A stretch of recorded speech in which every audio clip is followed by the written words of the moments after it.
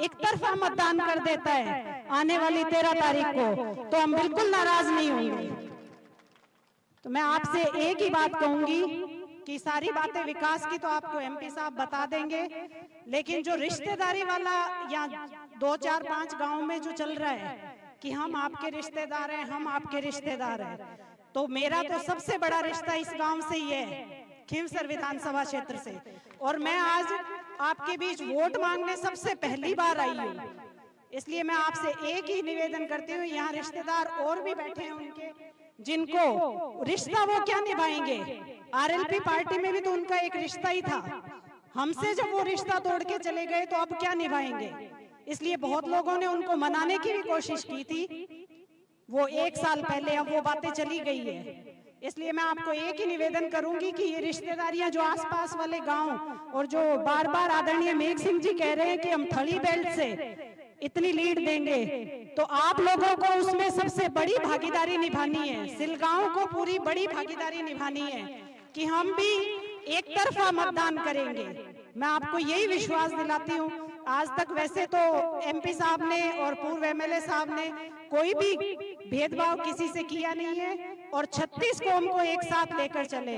अगर कोई भूल चूक छोटी मोटी रह भी जाती है या बात नहीं पहुंचती है तो उसके लिए हम क्षमा चाहते हैं, लेकिन आज के बाद, और आप तो वैसे भी जो भी 36 कौम के लोग हैं उनके लिए आपने देखा होगा कि हमारे घर के दरवाजे 24 घंटे खुले रहते हैं।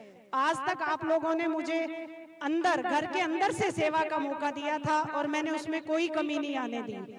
आज आप लोगों ने मुझे प्रतिनिधित्व करने का मौका दिया है। मैं आपको इतना विश्वास दिला रही हूँ कि जो पेड़ आपने 2 लगाए हैं, जो मजबूत स्तंभ बनाए हैं आरएलपी पार्टी के, उन्हीं की विचारधारा को आगे बढ़ाऊंगी और उन्हीं के मार्गदर्शन में मैं काम करूंगी।